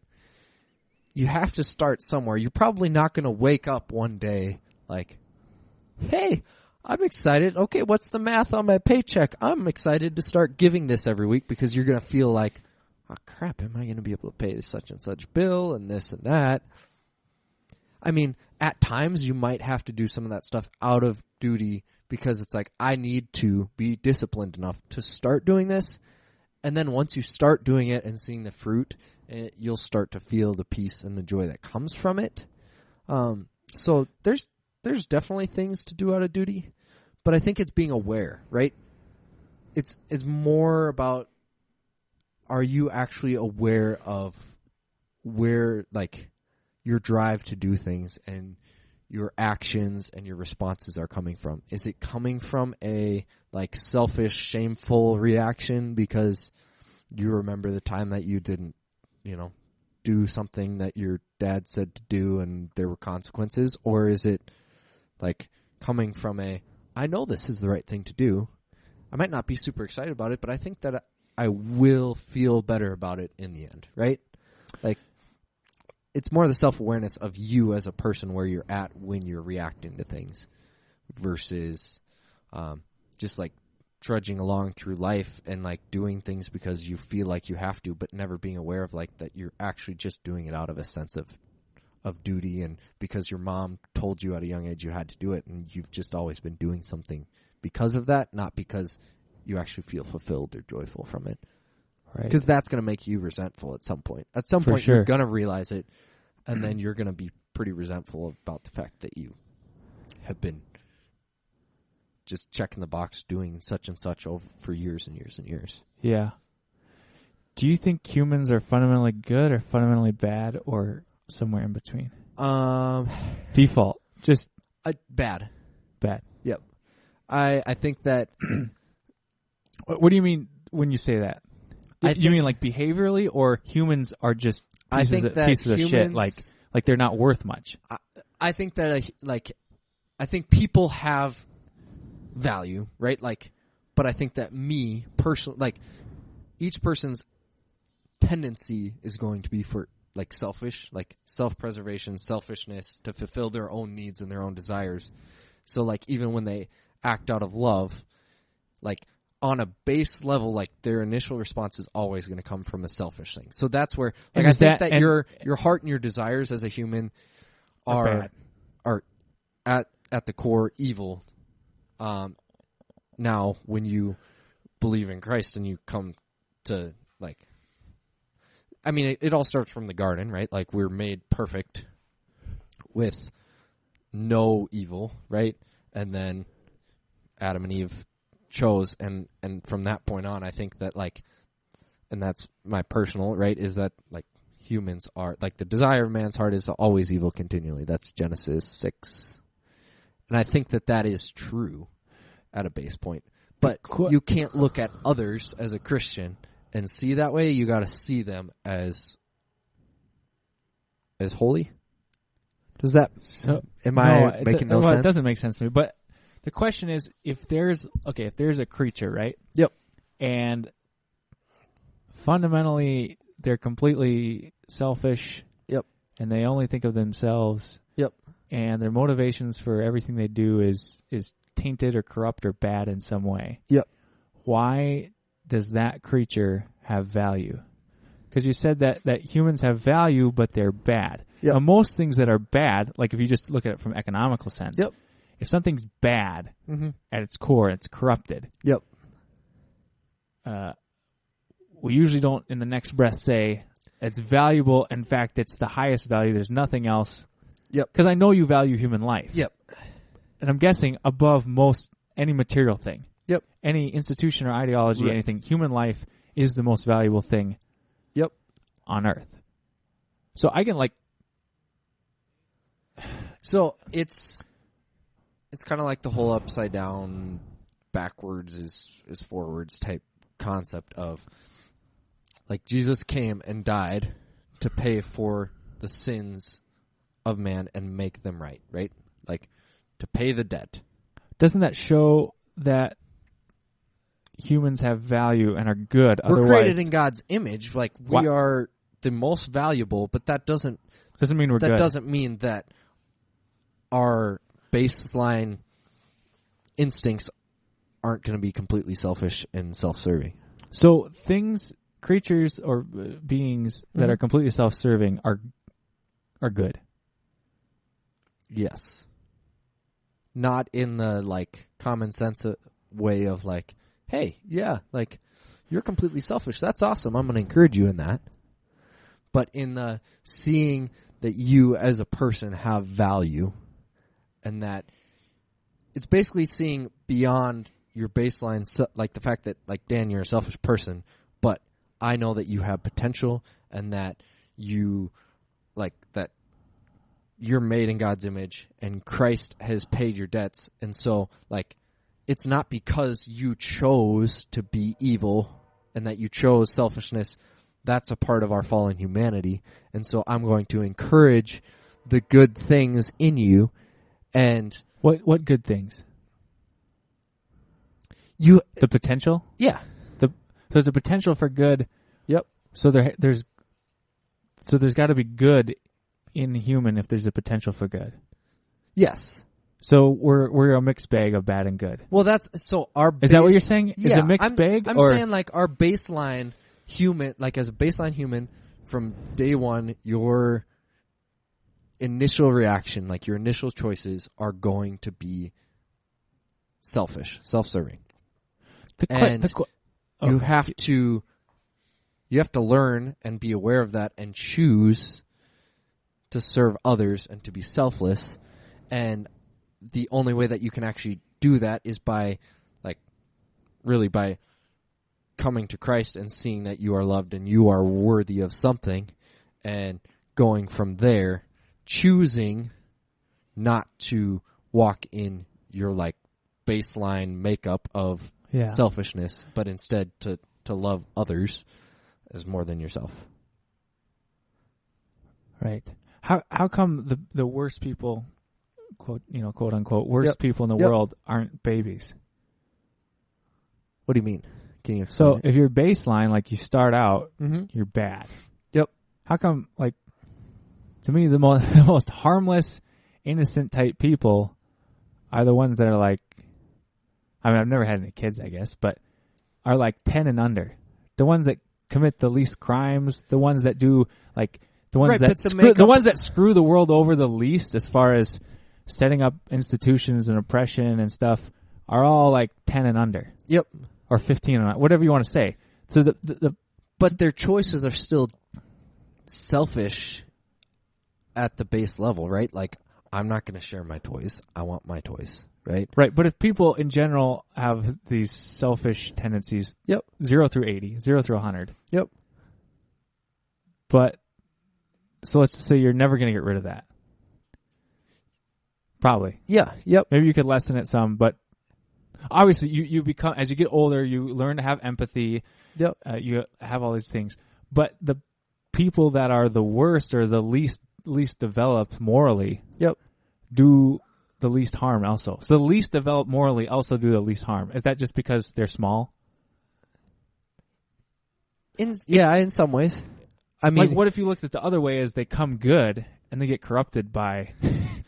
like, they come good and they get corrupted by the harshness of the world. But, I mean, when you look at you look at my niece Gemma, who's like 1.5, right? Like, her initial reactions to anything are totally selfish, right? Like, I want this now. I don't want to eat that. I want, you to play with me. I don't care that you're having a conversation. I want my toys, right? Like, I want this. And there's no like initial reaction of, oh, mom and dad are having a conversation. Like, her baseline instinctual reactions are selfish, like self-serving. Right. What do I want? That's, I know we're mixing a lot of different. Right. That's somewhat just developmental. But if you believe that at a baseline, like, human desires are going to be selfish and self-serving, then going, like... Does she ever give anybody anything? Does she give love? Yeah. Well, then it seems just more like a mixed bag to me. Like, she can't be fundamentally bad if she's barely been on the earth, but she knows how to love people.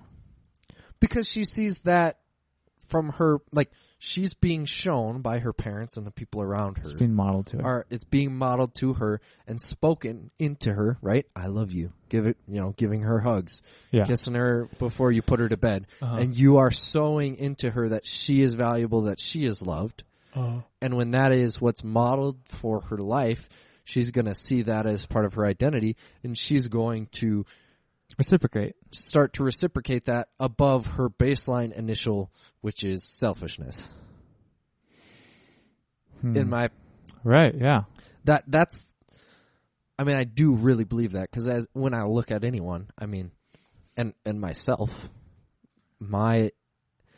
when I am the most tired, the most stressed, the most frustrated, I mean, ask my wife, I'm going to be selfish if I'm not being intentional and proactive. I'm going to choose to, like, hey, I'm going to sit here and have a beer and watch my Netflix TV show because I don't want to think, and I don't care that you've been, spending time with the baby and, you've had other things going on in your life. I'm not going to say, oh, hey, let me do the dishes that are in the sink. I'm going to choose to, how do I personally, what do I want to do that will help me relax and feel less stressed? And that's your first instinct. That's my first instinct. The weird thing is, so just like in life, I've had people like you tell me stuff like that. Yeah. Like, I am, like, that's my first instinct is selfish, and I am not a very good person, but I work hard against that.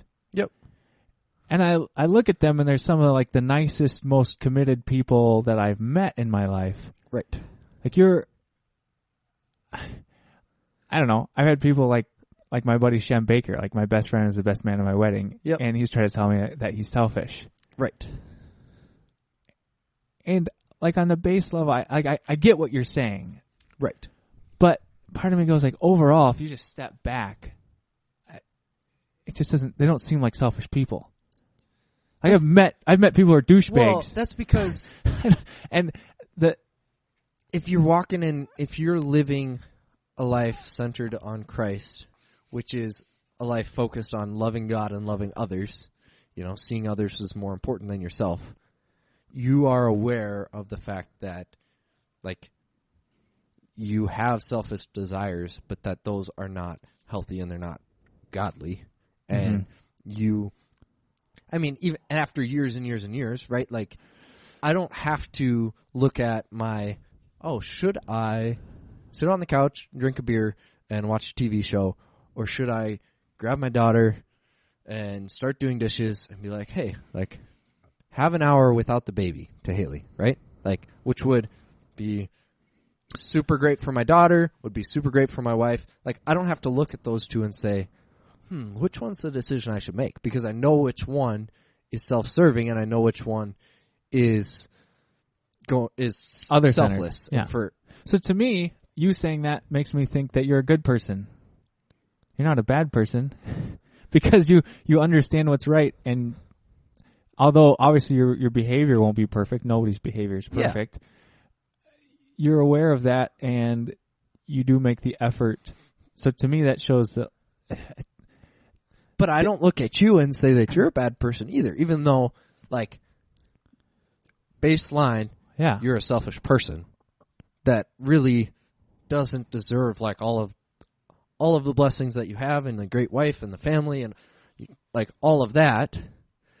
And that's healthy for me to see you as a good person who's deserving of love and kindness and grace. But shouldn't you see yourself that way too? I'm a good person who deserves. I do. Fundamentally, I am good. I have value.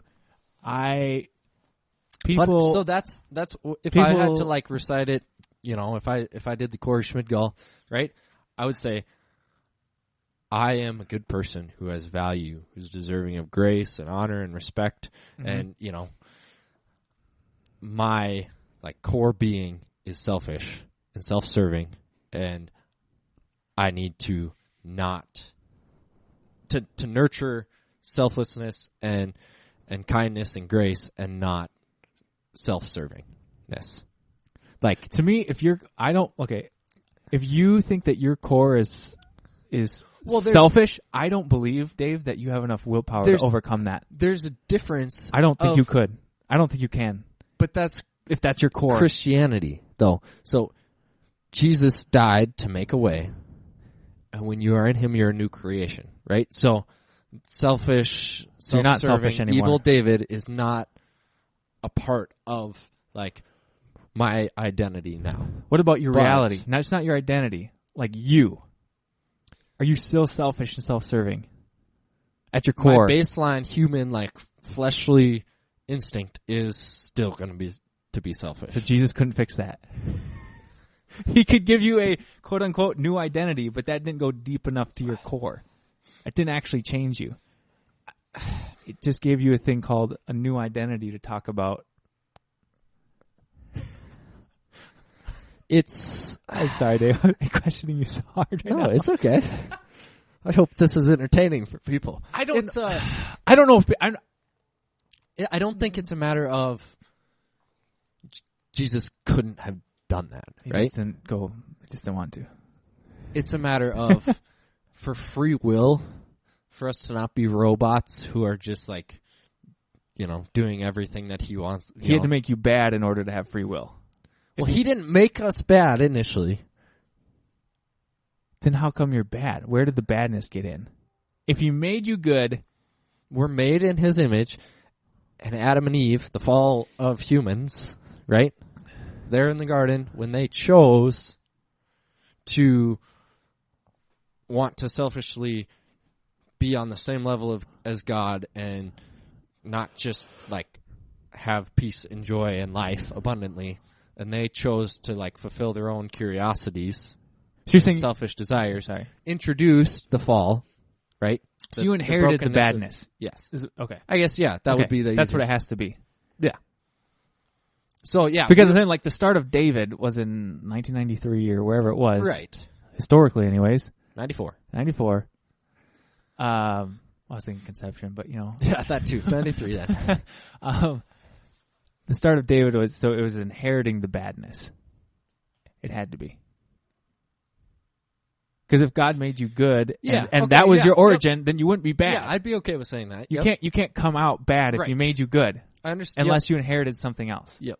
Which Christians call sin. And maybe I could like readjust and think about it a little more and would say, like, maybe you're right that being a person made in God's image, born into a broken, selfish, fallen world, right? Like, since those things are like the the most overwhelming factors that we see, like, modeled. More overwhelming than the cross. No, Dan. This is what I don't get about Christianity. I don't get the dualistic thought of I have value and I'm good and Jesus made me good, except at my core I'm an evil person. I don't understand how those two things exist within a framework of thinking that will do anything but drive you crazy.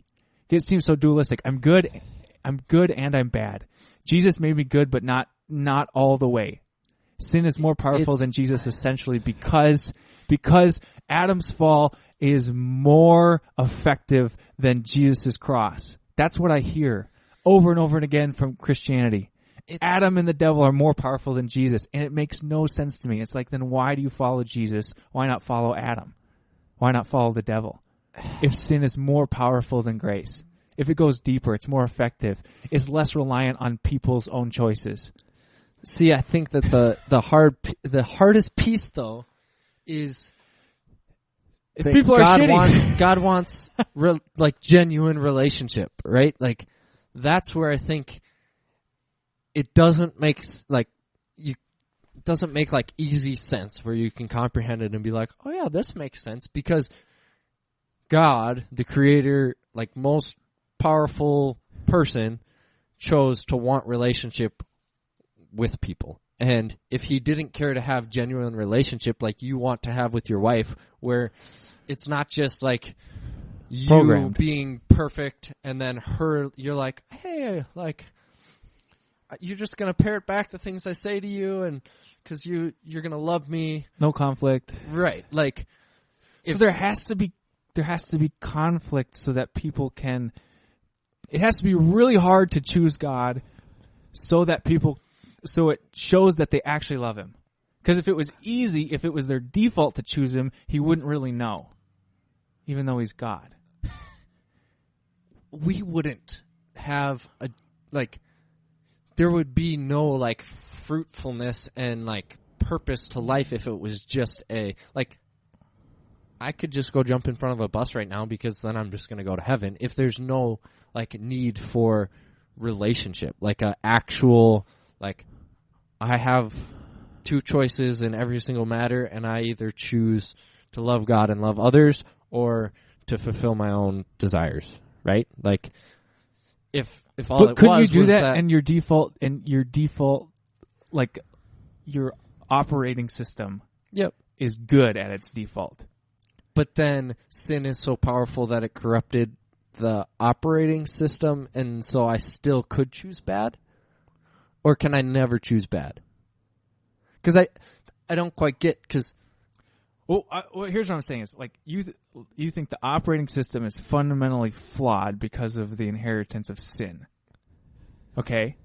It defaults to bad. When a choice comes up, the default is bad. Yep. Okay. Yep. And by a little juice called grace, mm-hmm.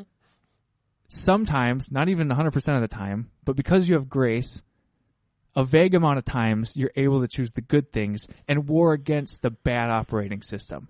What I'm saying is that makes grace look like something you sprinkle on top and hope things go better instead of something that doesn't sound like transformation to me. It sounds like the grace didn't actually transform you. It didn't change the root operating system. It just makes the it just makes you able to sometimes choose better than your default operating system would have you do. On occasion. Hopefully more oftentimes than not. When you're in Christ, though, I think that the default changes. Okay, so the default changes to good. Because you are a new creation and you are now in Christ, you have the relationship. He has, like, you are now aware of the fact that, like, by default, my entire life till now, I have been choosing to serve myself and not to serve others. And I have not been loving well. And when you come into that realization and into that relationship, like, yes, you're going to still, at times, choose selfishness, but I think more like 9 times out of 10, like you're going to choose the right I'm going to choose the right thing, and it's going to, and grace is there because of the fact that when I was born into a fallen world, as a human, I started out fulfilling my own desires selfishly, and now, like, you have to be aware of it and work on, like, making sure that you don't, like... That's where I don't trust you. Because I'm just saying there's still work left to do after here's what I'm the saying. cross. I don't think humans, like, if you say grace makes you more aware of what the right choice is, human awareness of right and wrong is not the same as human power to do right. Being aware of the right thing and the bad thing,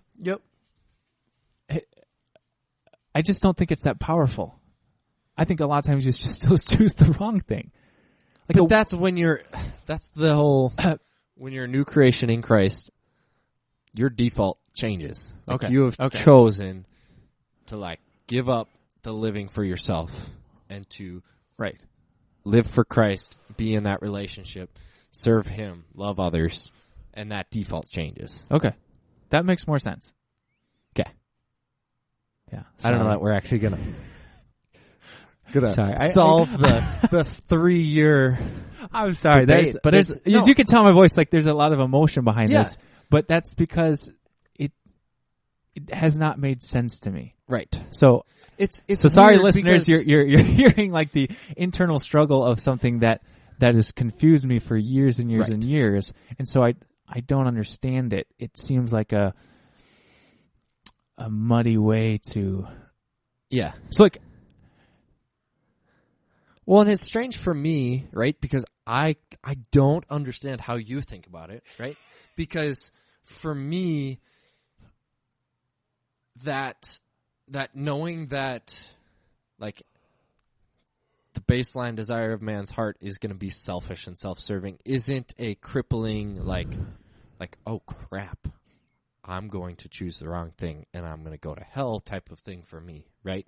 It's just you know what? It's healthy for me to realize that people around me and even myself at times are going to choose to be self-serving, and I just need to be aware of the fact that is the way that I lived for the first, 16 years of my life, 15 years of my life before Christ, and I need to make sure that I continue to choose to walk in Christ and grow that relationship so that is not what I'm living in, right? And for me, that's super life-giving, super healthy. And I know for you, that's like a crippling idea of, like, well, crap, I could screw up at any time, and, like, how, like, I don't feel like I could overcome that. Right. Here's what I think I get what you're saying in that believing that people have this sort of instinct to do wrong. Yep. And be, make self-serving decisions. I think that's helpful too. Yep. Because it helps you deal with the world where people you're doing wrong to people and other people are doing wrong to you, and kind of a mixed bag, and people are trying to get along, and people are doing their best to overcome this sort of selfishness that everybody experiences, and it's have a productive society. I get that. Yeah. I don't understand that in the context of God. So just like on a practical level of what you're saying, on an everyday level, I think that does make sense to me. Right. I am a little selfish sometimes, and the default is it's easier to not do good than do good, and, like, I get that. Right. But then when you throw in, like, Jesus made you, but He made you bad.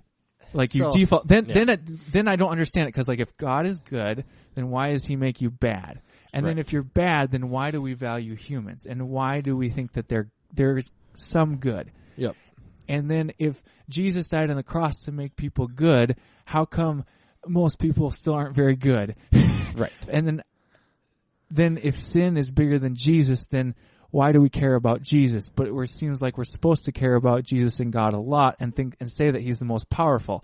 Yep. But if He's got this one clause where He goes, well, you got to be bad so that free will can exist, then it's like that argument, it just doesn't seem convincing to me. Yeah. I'll summarize maybe just a little bit more like that initial piece, just to because I also don't think I explained it very well, and maybe it'll. So when I say like baseline human flesh, right, is self-serving and selfish. Yeah. But I think since we were created in God's image, like also the most basic human desire is to be loved and to have relationship. Yeah. And so in the garden, when things were perfect, like God created Adam and was like, he needs a woman because he needs relationship, right? He needs someone to love and to be loved by, and gave Eve to Adam. And then when the serpent comes and the fall of man, then there's this break that introduces sin and selfish desires to Adam and Eve for the first time. And so basically, I believe that each of us from the time that we come out, like our driving desire is to be loved, to love, to have relationship. Since we're not in a perfect world, I mean, God is the only solution to that, right, in a healthy way. But since we're not in a perfect world and there's sin, everything that people do, I think, can be explained by their selfish, like their attempts to fill those needs of love and belonging. It's like an easy way to explain why there's so much wrong in the world. Yep, and why people are so messed up. That their desire is to fulfill those needs of love and belonging, and because like we don't recognize that Christ, like the majority of people don't recognize that Christ is the answer for that, and he can bring that love and belonging and help you to love yourself, love others, like in a true, full, fulfilling way. We go try and fill that through any way that we can find, which is always, until we realize that Christ is that solution, it's always in some type of a selfish way to fill that. It's like, I have this good, healthy need that was placed in me from like when I was created, and I'm trying to fulfill it, and it's manifests itself in the always needy, comes in these unhealthy, selfish, like grasping. Yeah. So that's kind of like my baseline, right, of like how I would explain the strangeness of like we're creating God's image, and everyone like should be seen as worthy of love and belonging, and has that good, healthy baseline desire, but is going to try and fulfill that in a selfish, unhealthy way. I can see how it makes some sense. You know what I mean? Right. People are going about it the wrong way. Right. And so then they're taking on self-destructive patterns. Right. So that I aren't guess good. Here's the thing. Like like you just said, you read Brene Brown's book, which I haven't read, but I've listened to her interviewed and stuff. And she talks about shame versus guilt. Yep. And when you do something bad, the shame inside of you says, I am a bad person. Yep. And the guilt says, I did something bad. Yep. Yep. And to me, original sin is the ultimate, like that idea of humans' default is sin, and their operating system is selfish. They are at a baseline They are at a baseline, I am bad. Yep. And so, because for so many years of my life, I believed in original sin, it was a shame moment after shame moment after shame moment of, I am bad, that's why I sinned. I am bad, that's why I sinned. And,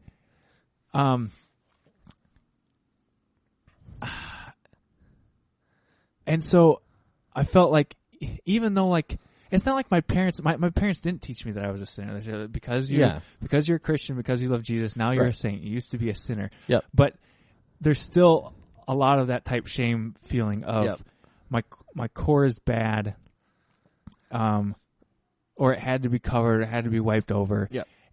And to me, it's just like not helpful. It makes you distrust yourself so much. Yeah, and if I'm a bad person, it puts you into a shame mindset. If your reaction is, well, I'm a bad person, that's why I did that. So, and that's where what I was talking about is, you're created in God's image, and so you are holy and blameless. And so when you sin, it's, I had a healthy desire, and I made a bad choice to fulfill it this way. Instead of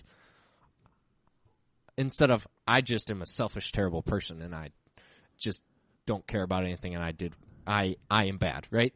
It's I have these healthy desires that were placed in me from like the day I was born, and I made this decision to fulfill this in a bad way. Does that make at least maybe? But to me, it's like how you switch to I am good and I made a bad decision. Why can't you just do that? Right, but that's where I'm saying that guilt versus shame talk is I'm good, I had a healthy desire, and I made a bad decision on how to fill it.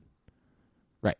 So, and then that's where I think the church goes wrong with it, is with the, talking about sin nature and talking about when the verbiage generally is, you are bad. Yeah. And you need Christ to make you good. Right. Because then it does put you into this shameful, like, and it's also an excuse, right? It's like, well, if I'm just bad at my core, it's not my fault that I continue to do these things. If we had something it was a lying machine, and at its core, it was just a machine that spat out lies. It was that we just called them liars. It's That's just a doing liar. what it's supposed to do. And then anytime you press the button, a lie came out. Yep. You would never expect from that machine to get the truth because it's a lying machine. Its core system is lies. Yep. But if I believe that my core system is a liar, then I can never expect the truth from myself. Yep. Right. But you've basically been told that in church. The man's heart is deceitful above all else. Like, do not trust your own heart because you're a liar. Right. So then you have to go through life, and every time you have a desire or you have a decision to make, if you really believe that, then you assume I'm wrong. Yep. I mean, there was this one girl that I almost dated who was a hardcore Christian, and like she thought that a lot of times her initial desire, like to me they sounded like good desires, was wrong. Like, I can't trust She couldn't trust herself reaction. because her first reaction was, I want to do this. And then she always felt like God showed her to do something else. Right. And then I was wondering if that was part of me because like she liked me. And then later she was like, oh, God told me no. And I still liked her. Yeah. And I was like, am I another thing? Like, I wanted to go to college here, but God told me to go to college there. And I know that my initial desire is bad because my heart is deceitful above all else. Right. I like Dan, but God told me no because if that's my desire, then I don't want it. I was like, that's a mind trip. Right. And I think that's just the unhealthy church. Right. But it's rooted in things they actually teach. Right. And it's stuff that from, maybe if you'd never heard any of it, and as a 20-year-old, once you've realized, like, you've gone through life and you've had a lot of experiences and you realize, okay, in general, I do choose self-serving things. You might be able to hear that message and sort through it in a healthier way. But when you're 7 or 8 or 9, you internalize it from, and you start to hear this, you do start to get in that mindset of like, well, I can't trust anything. I think I'm just evil. Like, I've been sinning all day today because I've thought that, and and then you get into this whole, and that's the other piece is, I mean, if you're in Christ, you're a new creation, like. So you can't just be like, well, I'm evil, because you're not. Mm-hmm. And so that's, I mean, I think that it's the hard thing is like I think it's important to talk about sin and brokenness, but not in a shameful way. And to have that default of like, you are created in God's image, so you are good and holy. But, like, there's this nasty thing called sin. And so if you aren't living in Christ, you are going to choose to like fulfill your own desires and all these healthy things that are placed in you in selfish, unhealthy ways most of the time. What about all the Christians who still just live selfishly? Then we're getting into a whole conversation of like, well, are they really saved? Are they really Christians? Right. I mean, because I got to that point where I quit believing that I was a bad person, and I started to believe that I was a good person. Yep. And that God had actually made me holy, and that my operating system was not defaulted to bad anymore. Yep. Like, I actually started to believe, because I used to have that thought of I'm not a sinner anymore. I'm not a bad person, but kind of with that underlying belief that at the core I still am. Like, I never say that, but at the core it's still got to be bad. I know it's got to be bad. Like, thank God, like, God's got me covered. Yep. And then I changed, like, in college, and I started to believe, no, at my core, I'm actually transformed. Yep. Like, I've actually been transformed. Yep.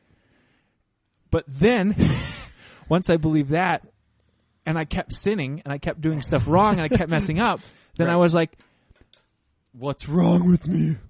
No, then I was like, what's true? If I've actually been transformed, then why would I continue to sin? Yep. Oh, yeah. I mean, the whole... So if I'm good, why am I doing bad? So I'm sort of at this point where I think humans are good because I value them. So I think, like, I see a human, I think good. Yep. I think value, I think purpose, I think meaning, I think better than animals.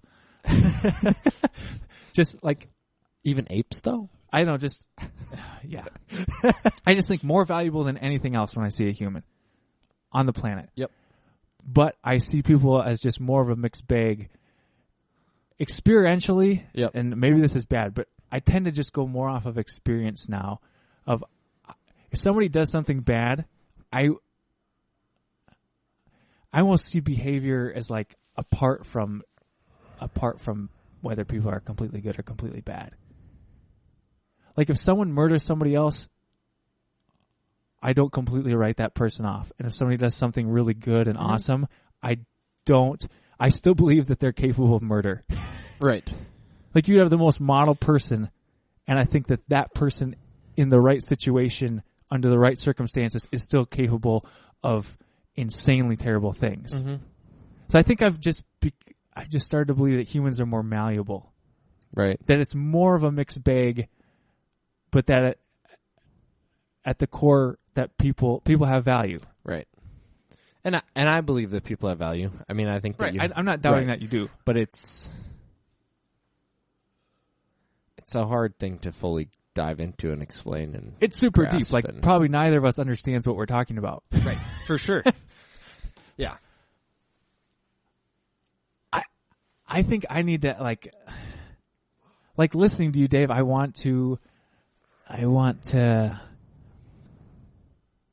need to be able to wrap my head around a little bit more, or be more open to what you're saying, because I think I've shut it off a little bit. Right. I think so. I'm sorry. I feel like there's a little pride on my part that goes, I've thought through this all before. Right. And I have thought through it a lot. Right. But I want to. Well, I don't want to be closed-minded to what you're saying, and I think I am right now. Right. And I think I'm the apologizing. hardest thing is to not take all of your past experiences and hurt and shame triggers and all that stuff into it. Right. And that's just, pieces of slowly going through it and chewing on it a piece at a time. And I mean, I think you'll get there. Right. Someday you'll see the light like me, Dan. Someday.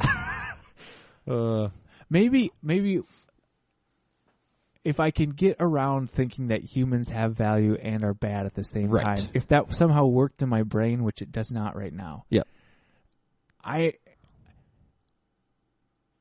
some ways I'm really cool with gray, and other areas I cannot fathom. Right. I think I really care about the truth, and so when I hear people holding two ideas that I think do not contradict each other. That contradict each other. Yep.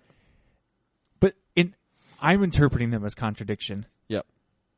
I don't understand how it works. Like, I have a hard time accepting it. Yep. But I bet there's tons of contradiction in my own life and my own beliefs. Right. Like, if someone from an outside perspective saw me, I'm sure they could find contradiction. Right.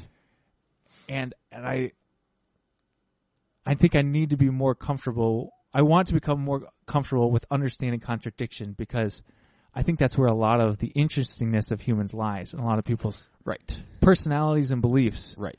Is we all have contradiction, and sometimes I'm uncomfortable with it, but I think it'd be dishonest to think that I don't. Right. It's good. Well, guys, chime in with your thoughts on this one. I hope I'm not boring you, Dave. I know we've had this conversation before. No, I think it's good. It's super helpful for me to even think about it and try and process it and speak it. So yeah, you're having to deal with me not being humble, so I'm sorry. No, even trying to talk through it, like I'm like, crap, I'm fumbling. I haven't even really thought or processed or talked about this recently. And so if somebody who's not you, right, actually tried to talk to me about it, they would probably have been like, what the world, you don't make any sense, let's not continue the conversation. So it's helpful for me to talk about it so that then if someone who's not you, who I know you'll still come back and we can continue having conversations, were to ask me, like where we got to when I was like, okay, let's start at the humans are created in God's image with healthy desires. Like with these healthy desires, but then their human nature, their fleshliness, then drives them to try and fulfill those things outside of Christ, which is always like in unhealthy, selfish ways. Like that's a great starting point, I think, to say, like, can we agree on that? It helps you flesh out the own clarity of your stance. Right. So, anyways, thanks everybody for listening. We got Christmas, terror attacks, and human nature all in one episode. Hi, wifey. Yeah. This has been Cowboys and Unicorns, episode 17. Thanks for listening. Have a good night.